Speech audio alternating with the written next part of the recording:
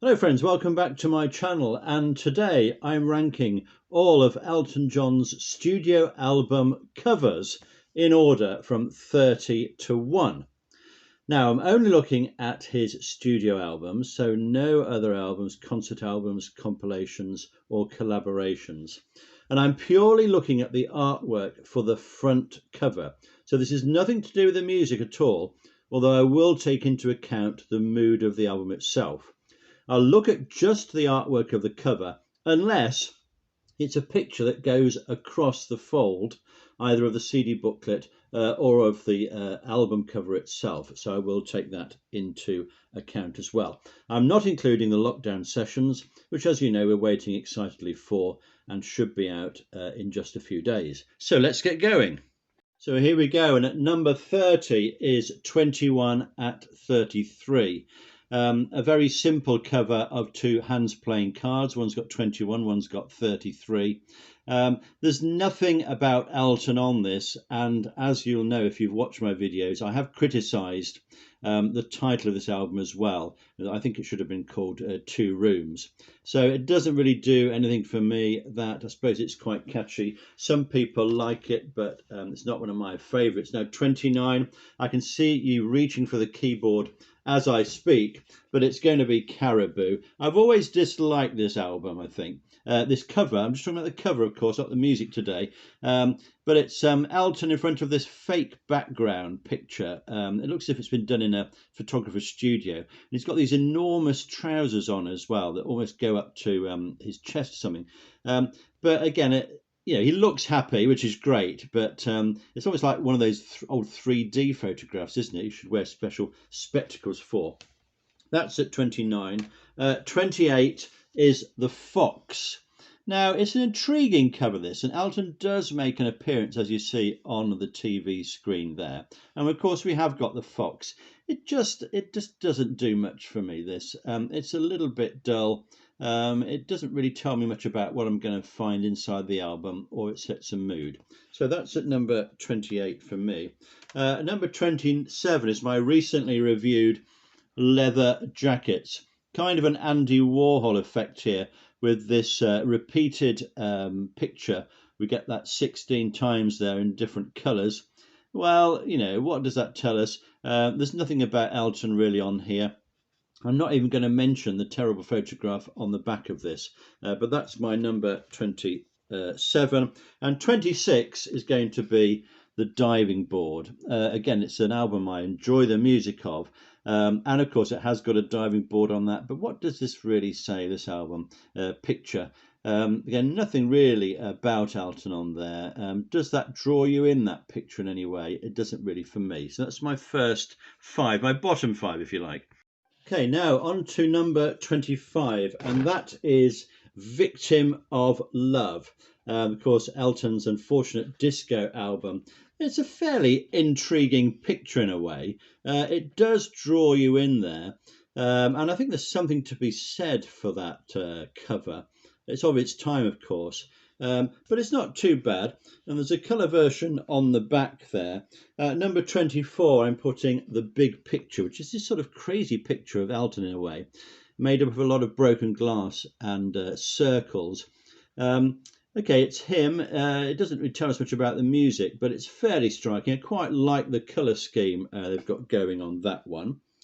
Now, number 23, I've got Reg Strikes Back, the CD cover here. These are a lot of items from Elton's costume cupboard, I think. Lots of props and things, quite intriguing. There's an awful lot going on there for just a CD cover, I think. Probably would have been much better if I had the vinyl version of this album. Might be able to see a few more things going on. So it's quite interesting album cover, that one, I think. Then at number 22, I'm going for Wonderful Crazy Night. And I like this cover. Elton's looking really happy on that and excited. Quite like the sort of washed out background of different colours going on there. And of course, in the booklet inside, there's lots of variations on this picture as well. So I quite like that one. And number 21, I've put Ice on Fire. Again, Elton looking there pretty cool, isn't it? I like these pictures of him kind of looking just slightly away from the camera there. He's got his bow tie on, he's got his suit on. So that is my number 21. So Elton is continuing in sort of cool mode for my number 20, which is Breaking Hearts. Again, he's looking pretty dapper there, isn't he? I like to see him on the front cover. And he's going for this pretty sort of laid back image on that one. And then number 19 for me is an almost blank cover, actually, Too Low for Zero. Quite clever, this one. You've got the colours inside, and when you pull this out, of course, the colours change. It's quite a natty little logo, that. It's one of those that doesn't feature Elton, which I think actually does work. Obviously, it would draw comparisons with the White Album, wouldn't it? But yeah, quite enjoy that one. And then number 18. Now, this is an album I haven't got in either CD or vinyl, I'm afraid, to my shame, but it's Empty Sky.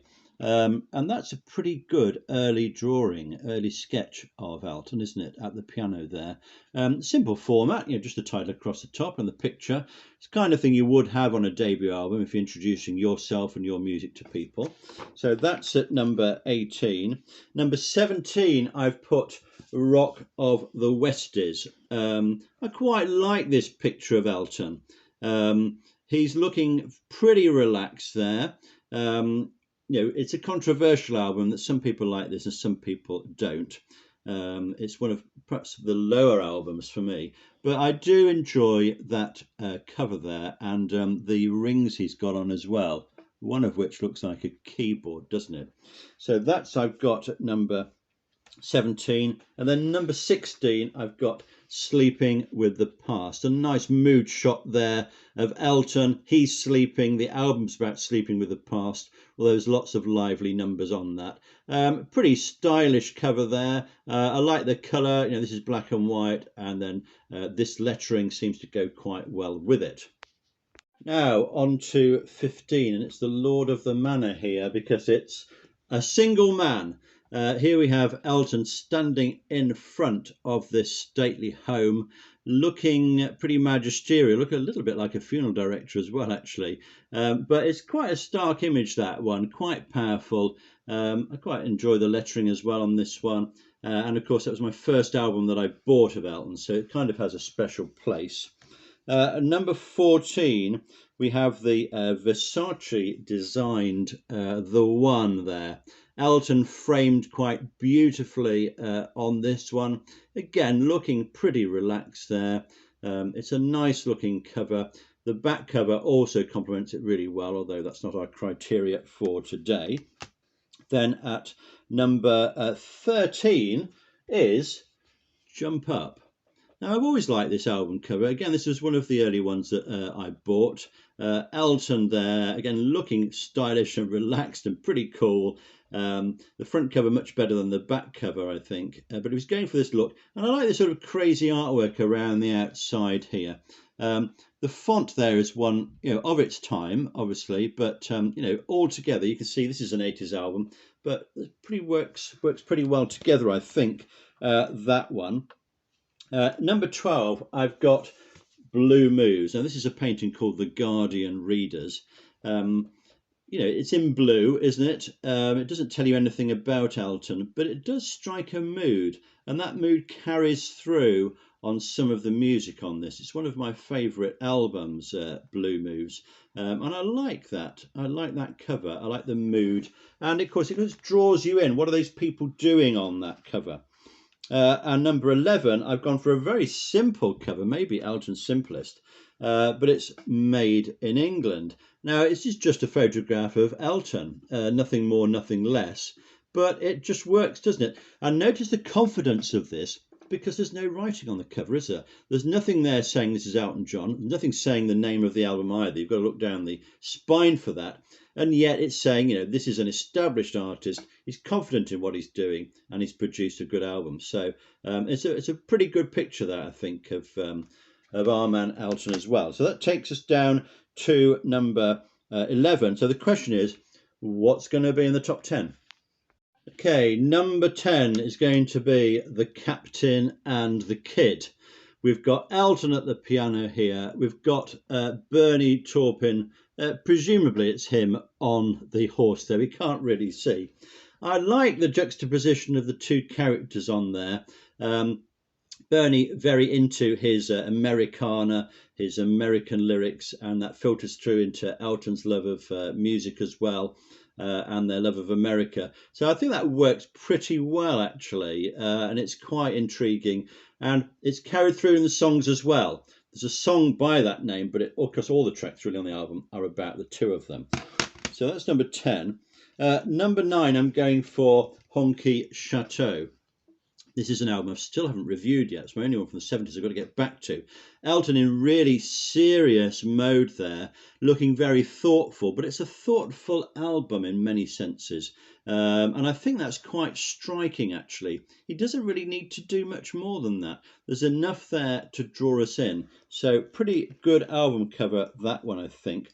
Number 8, I'm going for Don't Shoot Me, I'm Only the Piano Player, another fantastic album, of course. I love the detail in this, don't you? It's an old-fashioned cinema, but we've got the detail of the posters here. We've got the Marx Brothers. We've got an Elton John poster on there. We've got somebody in the ticket booth, a couple going in. There's a real mood of America there, isn't there? And because it's followed on the back of this with another picture.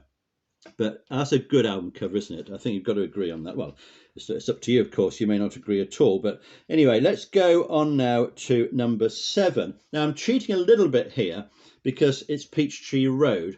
Now, that's my CD with this bleak American landscape. Fair enough. But there was an alternative front cover, which I think maybe it was the album cover or maybe another issue of the CD. But this is really the one I'm putting in my top 10. We've got this line drawing here of Elton in cowboy mode. I think that's a great cover, don't you? I love the typeface on there. I love the fact that he's looking away from the camera as well. And he's got this cowboy hat on, and it kind of tells you the sort of music you're going to get on this CD. But this one is pretty good. I like the landscape as well, but I would say this one is definitely a top 10 one for me. Now, number 6, I'm putting Madman Across the Water. A very simple cover in a way. This is it's on denim really. It looks like it's stitched onto denim. But again, it just catches the mood of the album, doesn't it? We know this is a serious album, a serious piece of work. And what more do you need to say than to just give us the title and the artist? So that is quite effective in a simple way, isn't it? So we're now down to the top 5, and album cover number 5 for me is the Elton John album. Elton looking very youthful there. He's looking very serious. His face is highlighted against a dark background. We know this is a serious album. The mood is definitely in that mode, isn't it? And it tells us what we're going to expect. It gives us a little revealing of Elton, a little revealing of Elton's character and a little revealing of Elton's face. So that's number 5 for me. Number 4 album cover is going to be Tumbleweed Connection. Now, up until recently, I thought this was photographed at some remote American rail station, but in fact it was shot in the south of England. You'd hardly know, other than the reference to the Daily Telegraph there. That says it all about this brilliant album, doesn't it? Some abandoned remote station, somebody there waiting for a train. What's his story? Maybe we'll find out on the album.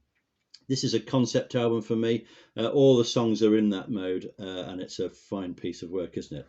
So that's my number 4. So what's left? Well, number 3 for me, quite a recent one actually. It's Songs from the West Coast. Now, this is where I'm cheating a little bit, because although I like that picture there, what's so clever about this is we get this magnificent fold-out picture. Which goes over 1 panel, 2, 3, 4, 5, 6, 7, 8 panels this photograph covers, and all of it is a story of what's going on inside this cafe. There's fantastic detail on this, lots of things, conversations going on. There's even somebody being arrested somewhere in there. So, you know, what a fantastic piece of work this is. David Furnish appears in this as well. Great thought has gone into that, and I think it's a highly accomplished album cover, that one, and I always go back and look at that when I'm listening to this album again. That's number 3. Number 2, you can probably guess what's left, can't you? I'm going for Captain Fantastic at number 2.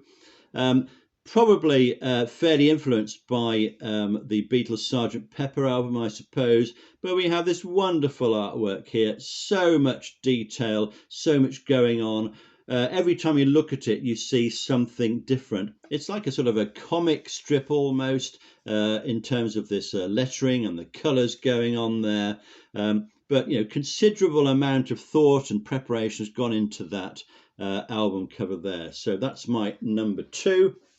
So it only leaves one. It's a bit predictable, sorry, but my number 1 album cover has got to be Goodbye Yellow Brick Road. It's iconic, isn't it? Obviously, it's inspired by The Wizard of Oz. But Elton stepping away from us into this dream world. We've got the wall around the outside. We've got this idea of fantasy, stepping into this fantasy world. What's real? What is reality? What is fantasy? He's going to explore it all on this album. Now, we know that the rest of the album artwork is fantastic as well, because we get a drawing for every single song. If only we had that on lots of other albums as well. So that's my number 1 album cover. What is your favourite Elton John album cover? Why not send me your top 5 or even your top 30 if you feel so inclined? Put them in the comments below and I'll do a bit of a follow-up video. Remember, it's just about the album covers, not about the music. So it's just about how that album cover feels for you. Does it draw you in? Does it tell you about the album? That's all from me. Subscribe if you want to. I'll be back next time, and don't forget, we're still standing.